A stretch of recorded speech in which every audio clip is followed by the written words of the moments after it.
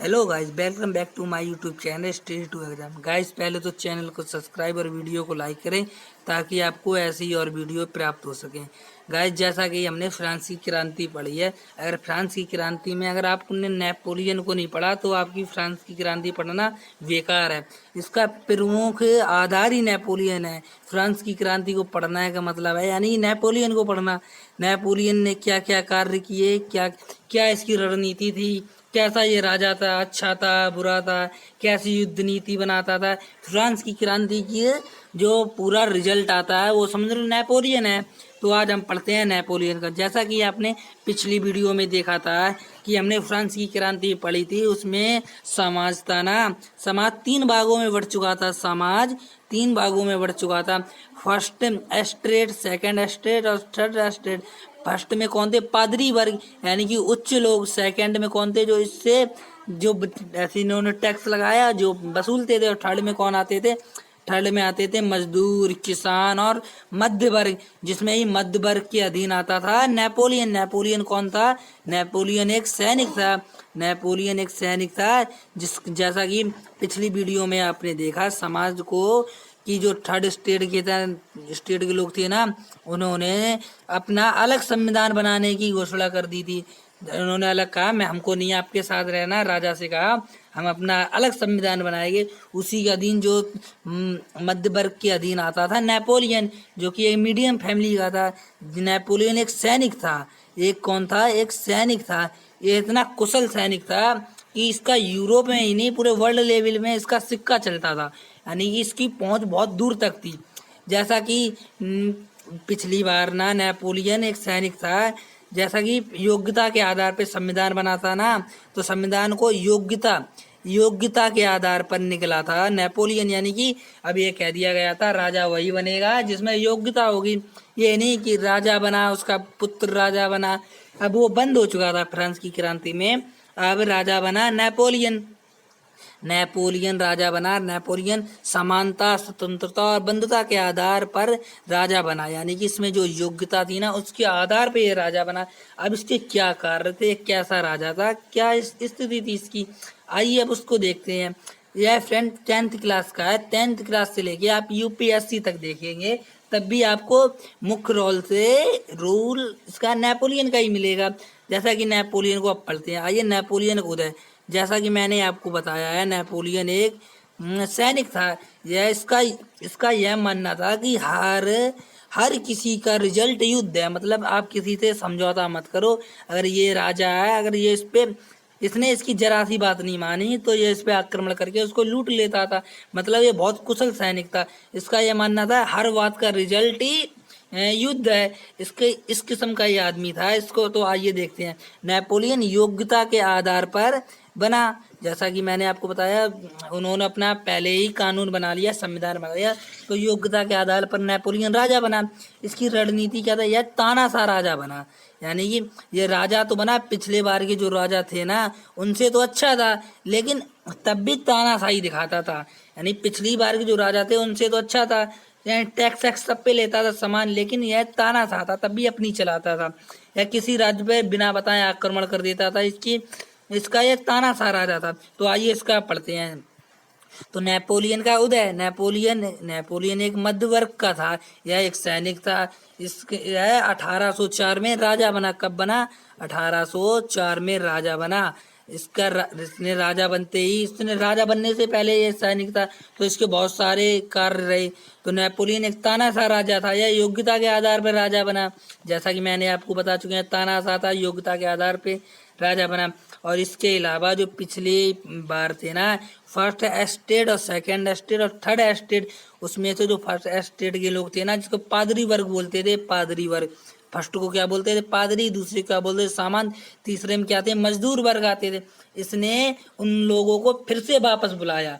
यानी कि जो पिछली बार कानून बन गया था ना, उसको उसने तोड़ के उन लोगों से समझौता किया, उनको फिर से वापस बुलाया कि आप लोग सत्ता संभालो आके। लेकिन राज्य की सर्वोच्च शक्ति किसके अधीन थी? नेपोलियन की। यानी राज्य का राजा अभी भी नेपोलियन, सर्वोच्च सत्ता नेपोलियन के अधीन थी।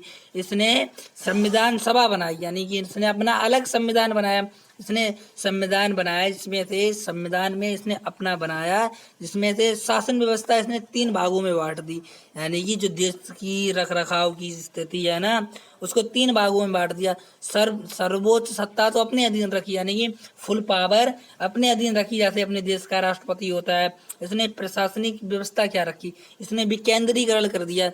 जैसे कि ये राज्य है ना, राज्य में छोटे छोटे इसमें राज्यों को, राज्य का मतलब है यहाँ पे देश, इसका राज्य का मतलब है कंट्री। यहाँ पे राज्य का मतलब जो होता है अपने मध्य प्रदेश, उत्तर प्रदेश, राज्य नहीं, यहाँ का राज्य का मतलब हो रहा है कंट्री।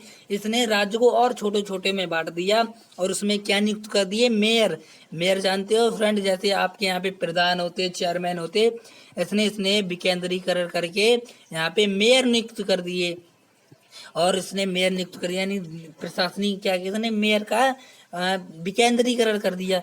आर्थिक में क्या किया इसने, बैंक की स्थापना की, यानी कि हर लोगों से कहा अपनी अपनी कुछ बचत करो, और इसने बैंक की स्थापना की। सट्टेबाजी पर रोक की, जुए पे रोक की, यानी कि इसने बचत पर जोर दिया, इसने बचत पर जोर दिया। नेपोलियन ने शिक्षा पर भी बहुत विशेष कार्य, इसने विशेष पाठ्यक्रम जोड़े, मतलब स्पेशल पाठ जोड़े, मतलब चैप्टर जोड़े। इसने राष्ट्रीय शिक्षा नीति बनाई। इसने इसने इसने पर एक कार्य गलत किया, इसने कभी भी महिलाओं को शिक्षा पर जोर नहीं दिया। इसने कभी भी महिलाओं के शिक्षा को ये नहीं कहा कि महिलाएं भी पढ़ें। इसने धर्म पे क्या किए, इसने 1801 में पॉप के साथ समझौता किया। पॉप जानते कौन है, यानी कि जैसे मंदिर में अपने पुजारी होते हैं ना, जैसे चर्च में होते हैं फादर, उस टाइम फादर को क्या बोलते हैं, पोप, यानी कि इसको पोप बोला कर। इसने समझौता किया, जो कि पिछली बार यह है जो अपना संविधान बनाया था ना मजदूर वर्ग ने, इन्होंने पॉप के साथ लड़ाई करके अलग संविधान बनाया। इसने उनको समझौता कर लिया और कैथोलिक धर्म राज्य में अपनाया। ये बताएंगे फ्रेंड कैथोलिक धर्म क्या है, इसके नेक्स्ट बाद में जो यूरोप का राष्ट्रीय पुनर्जागरण आता है ना, उसमें बहुत इंपॉर्टेंट है कैथोलिक धर्म। इसने सामाजिक में क्या किए, सामाजिक क्षेत्र में क्या कार्य किए, इसने नेपोलियन की जो समर्थक थे ना, उनको विशेष उपाधियां दी। जैसा कि नेपोलियन की जो तारीफ करते थे, जो उसकी हाँ में हाँ मिलाते थे, इसने उसको विशेष विशेष उपाधियां दी, अच्छे अच्छे पद पर रखा। इसका एक है महाद्वीपीय विस्थापन, ये इसका जान है, समझ लो यह पूरे नेपोलियन की जान है। यानी कि ये युद्ध कैसे करता था, इसका मानना था जैसे कि ये यूरोप है, यूरोप में बहुत सारे देश हैं, ये उसने इसका केवल इंग्लैंड को छोड़कर पूरे यूरोप में इसका कब्जा हो चुका था। इंग्लैंड को छोड़कर पूरा यूरोप, केवल इंग्लैंड क्यों प्रभावित नहीं था, क्योंकि इंग्लैंड में 1788 में क्रांति हो चुकी थी। इंग्लैंड को छोड़कर पूरे यूरोप में इसका सिक्का चलता था। इसका मानना था केवल युद्ध में कुछ भी हो, यानी कि नुकसान कितना भी हो, लेकिन नुकसान दोनों तरफ का होता है ना। जैसा कि इसकी एक ही भूल थी, इसकी पूरी जिंदगी की एक भूल थी, क्योंकि इसने क्या इंग्लैंड से दुश्मनी मोल ले ली थी। इसने इसका तो इधर तो यूरोप है ना, यूरोप पे पूरे पे इसका कब्जा था, केवल इसने एक गलती कर दी, इंग्लैंड से दुश्मनी लेके, क्योंकि इंग्लैंड उस समय की बहुत पावरफुल ताकत हुआ करती थी। इंग्लैंड का मतलब अंग्रेज ने हमको भी गुलाम बनाया है ना। ऐसे ही उस टाइम इंग्लैंड के केवल भारत नहीं, बहुत से देश, चीन भी गुलाम था उस टाइम, यानी इंग्लैंड का पूरे वर्ल्ड लेवल पे व्यापार होता था। इसने क्या किया, इसने इंग्लैंड से शत्रुता मोल ले ली। इसने इंग्लैंड से युद्ध किया और हार गया। हारने के बाद भी इसने इंग्लैंड से शत्रुता मोल ले ली और उससे ये कह दिया कि हम तुमसे, यानी कि इंग्लैंड है ना, ये कह दिया हम तुमसे व्यापार नहीं करेंगे।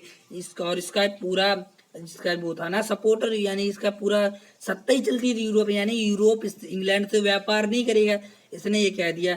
इस कारण इंग्लैंड से जो आयात निर्यात होता ना, उस पर तो रोक लग गया, जिससे जनता में बेरोजगारी आई और जनता में बेरोजगारी आ गई। अब ये सारे लोग जितने थे ना बचे हुए थे, ये सारे के सारे आते थे और फ्रांस के जो नेपोलियन था उससे कहते थे कि हमारा समर्थन करो, यानी कि हमारे पास खाने को नहीं है, आपने तो इंग्लैंड से प्रतिबंध लगा दिया, हम आयात निर्यात नहीं कर सकते, तो हमारा कुछ ना कुछ हमको देखो। तब इसने ये ऐसे ये यूरोप है ना, यूरोप का ये तो रहा इस साइड, इंग्लैंड, ये फ्रांस, यानी ये लोग सारे आए, इन्हें कहा मेरा कुछ करो। तो इस कारण इसके जो इसके जीते हुए राज्य थे ना, जिसमें जीते हुए राज्य में था फ्रांस था, स्वीडन था, पोलैंड था, बहुत सारे थे, उन्होंने इसके खिलाफ ही मोर्चा खोल दिया और ये कहा मेरे हमको खाने के लिए कुछ दो। और इसने इंग्लैंड से शत्रुता मोल ले रखी थी, इंग्लैंड से ले ली थी एक तो शत्रुता मोल, और ऊपर से यानी कि इसकी असफलता के क्या क्या कारण थे, इसकी असफलता के कारण थे, एक तो इस साइड ले ली थी इसने इंग्लैंड से, इस टाइम इसने इधर है रूस, इसने रूस से भी शत्रुता मोल ले रही थी, यानी कि इसने एक समय में दोनों देशों से, इधर से पश्चिम की तरफ इंग्लैंड और पूरब की तरफ रूस, इसने दोनों तरफ शत्रुता मोल लेके इस कारण यह इसका पतन होने लगा। इसका यही मानना था कि हर चीज का कारण युद्ध है, जैसा कि इसका हर चीज का मानना था युद्ध के अलावा कुछ नहीं हो सकता। यह इसने कथन दे रखा है, इसने ये कहा था, नेपोलियन कथन है कि मेरा जन्म ही क्रांति के लिए हुआ है, यानी कि मेरा जन्म ही क्रांति के लिए हुआ है। इसकी भूल क्या थी, यानी कि इसका युद्ध दर्शन, यानी कि ये युद्ध में एक ही बार इसकी समस्या थी, केवल ये इंग्लैंड से हार गया। और इसकी रणनीति भूल क्या थी, ये रणनीतियां नहीं बनाता था, यानी कि ऐसी मनचाहा जिस पे आक्रमण कर दिया ये ताकत भरता जीत लेता था।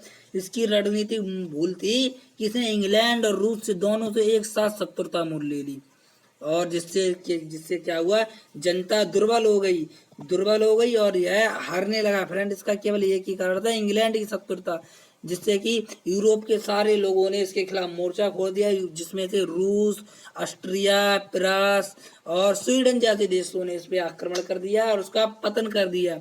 यही फ्रेंड कहानी है नेपोलियन की। आप कितना भी किताबों से पढ़ लेना, आपको कुछ समझ में नहीं आएगा, केवल आप पढ़ते रह जाएंगे। अगर आपके पास टाइम कम है तो आप वीडियो को देखें और वीडियो को लाइक करें, चैनल को सब्सक्राइब करें और ज़्यादा से ज़्यादा शेयर करें। आज के लिए इतना ही, मिलते हैं अब नेक्स्ट पार्ट में।